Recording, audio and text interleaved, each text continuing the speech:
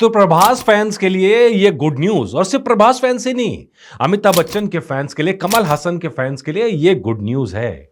क्योंकि big B ने एक तस्वीर साझा करके इस गुड न्यूज को सबके साथ साझा कर दिया है। नमस्कार, मेरा नाम है मनीष शर्मा और आप देख रहे हैं जनगण मन रिएक्ट्स। आप समझ ही गए होंगे इन तीन नामों का जिक्र है तो कल की 2898 एडी का जिक्र हो रहा है, जिसकी शूटिंग शुरू हो गई है। पार्ट 2 की शूटिंग शुरू हो गई है।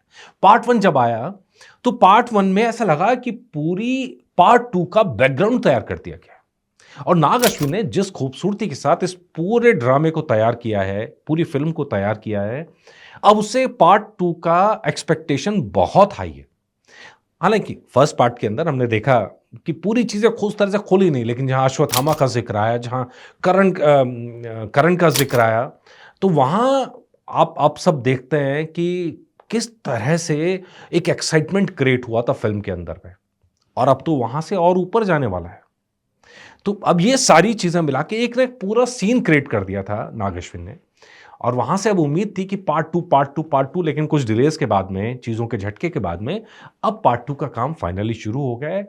2026 में काम शुरू हुआ है, तो उसका मतलब यह है कि 2027 में ये फिल्म बड़े पर्दे पर आ सकती है। अच्छा, अभी क्या है, अभी सिर्फ 10 दिन का शूट, जैसे प्रभास की बात है तो प्रभास का 10 दिन का शूट उन्होंने टाइम दिया है। अब वो स्प्रिट की शूटिंग कर रहे हैं साथ में, तो अब प्रभास इसको भी टाइम देंगे, मतलब इसमें जो अपने सीन्स हैं वो उसको आके वो शूट करेंगे उतने हिस्से। लेकिन अमिताभ बच्चन ने बीटीएस डाली तस्वीरें और उसके अंदर उन्होंने बताया कि भाई जलसा के अंदर क्यों वो दर्शन नहीं दे पाए, दिखाई नहीं दे पाए पब्लिक को, ऑडियंस को। तो बताया कि वो शूटिंग में व्यस्त हैं और हैदराबाद में इसकी शूटिंग चल रही है। हैदराबाद के अंदर मेरा जो जाना हुआ, देखा यार, हैदराबाद में फिल्म सिटी के तौर पे अपने आप में बहुत बहुत बड़ी तरीके से डेवलप हो गया। हम नोएडा में हैं, नोएडा के अंदर एक फिल्म सिटी सालों पहले बनी थी, वो फिल्म सिटी न्यू सिटी बन के रह गई है। एक दूसरी film city Boney Kapoor plan कर रहे हैं, वहाँ पर भी अब कितनी फिल्में आएंगी कितनी नहीं आएंगी, लेकिन हमने देखा हैदराबाद, धीरे धीरे हैदराबाद ने अपने आप को फिल्म सिटी के तौर पर डेवलप किया है, जहाँ साउथ की इंडस्ट्री बूम कर रही है और खासकर तेलुगु इंडस्ट्री वहाँ से बूम कर रही है। हमारे यहाँ से कलाकार जा जाके शूट कर रहे हैं। रामोजीराव फिल्म सिटी थी, मैंने वहाँ काम भी किया है, फिल्म सिटी के अंदर न्यूज़ में ही काम किया था, लेकिन वहाँ काम किया है। तो हमने देखा कि यहाँ नॉर्थ की कितनी फिल्में वहाँ जाके शूट हुई हैं, और अब तो पूरा का पूरा शहर ही डेवलप हो गया उस तरह से। तो खैर, यहाँ बात हो रही है कि वहाँ पे अमिताभ बच्चन शूट करने पहुंचे हुए हैं।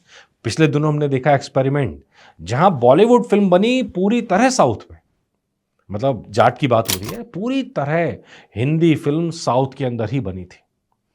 तो ये अपने आप में एक बहुत बड़ा माइलस्टोन तेलुगु सिनेमा के लिए आपको कहना चाहिए, हैदराबाद के लिए कहना चाहिए।